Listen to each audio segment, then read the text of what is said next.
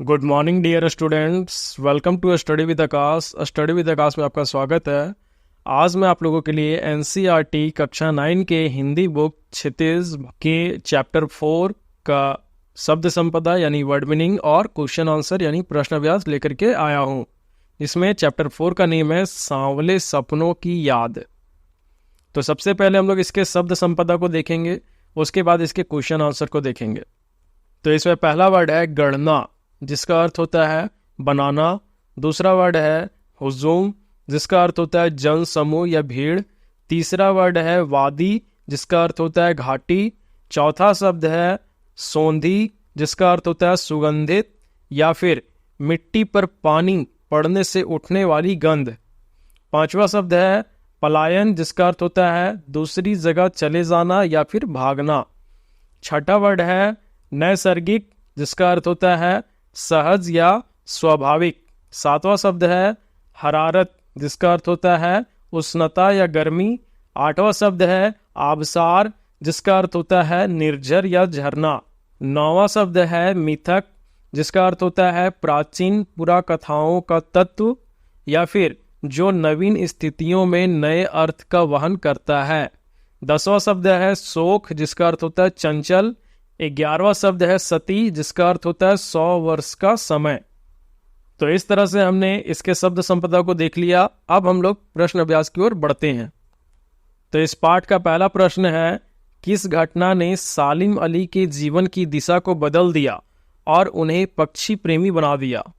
तो इसका उत्तर होगा, एक बार बचपन में सालिम अली मामा की दी हुई एयर गन से खेल रहे थे। उसी एयर गन से एक गौरैया घायल होकर गिर पड़ी। इस घटना ने सालिम अली के जीवन की दिशा को बदल दिया। सालिम गौरैया के विषय में जानना चाहते थे, तब मामा ने उन्हें नेचुरल हिस्ट्री सोसाइटी BNHS जाकर गौरैया की पूरी जानकारी प्राप्त करने को कहा। वहां जाने के बाद उनकी रुचि पूरे पक्षी संसार की ओर मुड़ गई और वे पक्षी प्रेमी बन गए। अब इसका दूसरा प्रश्न है, सालिम अली ने पूर्व प्रधानमंत्री के सामने पर्यावरण से संबंधित किन संभावित खतरों का चित्र खींचा होगा कि जिससे उनकी आंखें नम हो गई थी?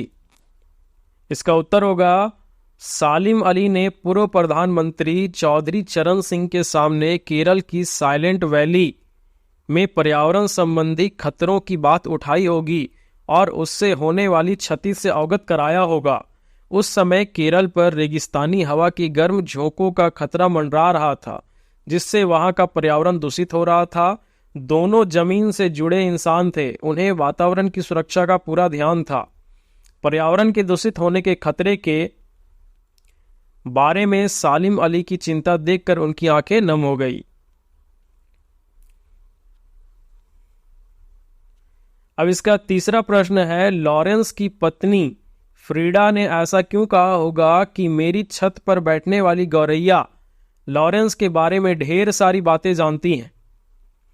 इसका उत्तर होगा, लॉरेंस की पत्नी फ्रीडा जानती थी कि लॉरेंस को गौरैया से बहुत प्रेम था।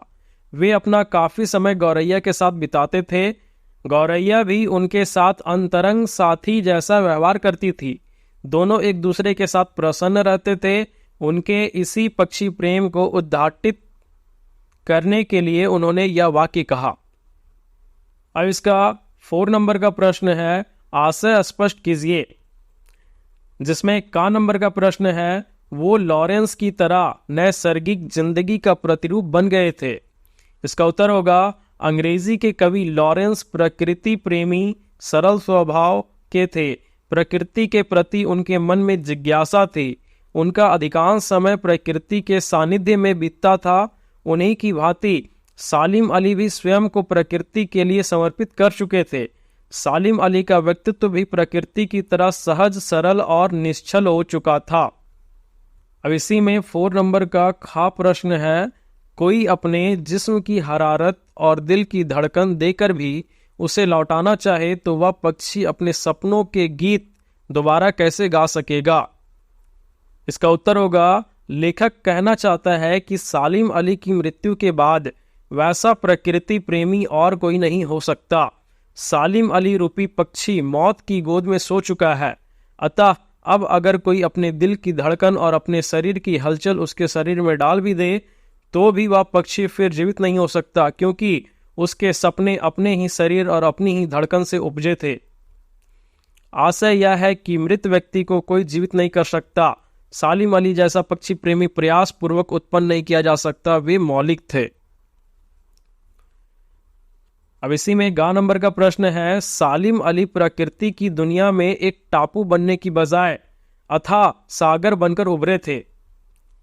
इसका उत्तर होगा, सालिम अली प्रकृति के संसार में नई खोज करने के लिए निकले थे। उन्होंने स्वयं को किसी सीमा में कैद नहीं किया। टापू बंधन तथा सीमा का प्रतीक है, जबकि सागर की कोई सीमा नहीं होती है। उसी प्रकार सालिम अली भी बंधन मुक्त होकर अपनी खोज करते थे। अंतिम समय में उनके गले में पड़ी दूरबीन उनके शौक के प्रति उनके समर्पण का प्रतीक है। अब 5वें नंबर का प्रश्न है, इस पाठ के आधार पर लेखक की भाषा शैली की 4 विशेषताएं बताइए। इसका उत्तर होगा, सांवले सपनों की याद नामक पाठ की भाषा शैली संबंधी विशेषताएं निम्नलिखित हैं। पहला, लेखक ने इस पाठ में मिश्रित शब्दावली का प्रयोग किया है। इस पाठ में उर्दू, तद्भव और संस्कृत शब्दों का सम्मिश्रण है। दूसरा, इनकी शैली चित्रात्मक है। पाठ पढ़ते हुए इसकी घटनाओं का चित्र उभरकर हमारे सामने आते हैं। तीसरा, कलात्मकता उनके हर वाक्य में है। वे सरल सीधे वाक्यों का प्रयोग नहीं करते हैं, बल्कि जटिल वाक्यों का प्रयोग करते हैं। चौथा, अपने मनोभावों को प्रस्तुत करने के लिए लेखक ने अभिव्यक्ति शैली का प्रयोग किया है। पांचवा, जाबिर हुसैन अलंकारों की भाषा में लिखते हैं।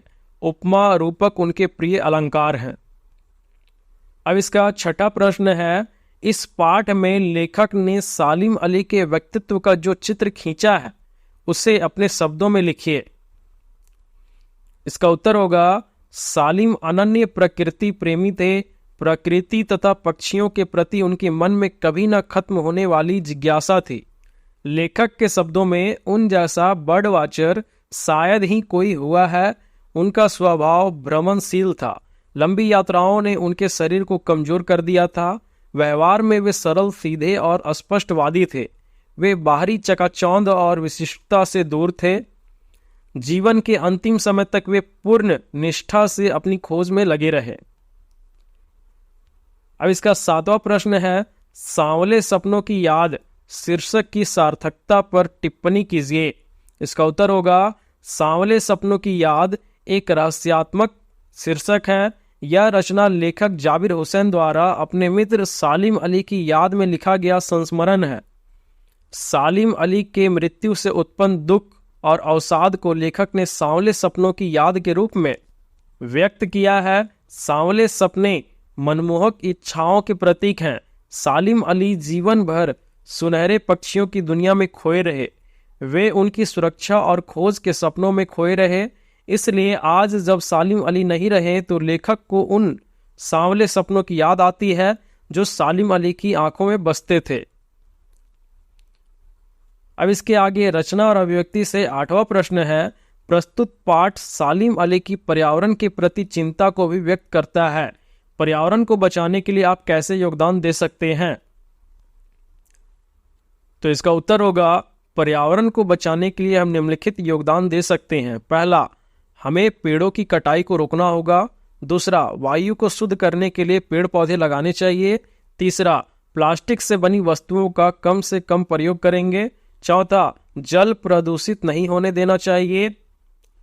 पांचवा, फैक्ट्रियों से निकले दूषित पानी तथा कचरे का उचित तरीके से निपटारा करेंगे। और छठा, सामाजिक उत्सवों से उत्पन्न होने वाली तेज आवाज को रोककर हम ध्वनि प्रदूषण को रोक सकते हैं। तो इस तरह से आपका ये चैप्टर कंप्लीट होता है। अगर आपको मेरी वीडियो अच्छी लगती है तो अपने दोस्तों के साथ शेयर करें, लाइक करें, कमेंट करें और अगर चैनल पे नए हैं तो चैनल को सब्सक्राइब करें, क्योंकि रोज मैं आपके लिए इसी तरह से नई नई वीडियोस लाता रहता हूँ। धन्यवाद।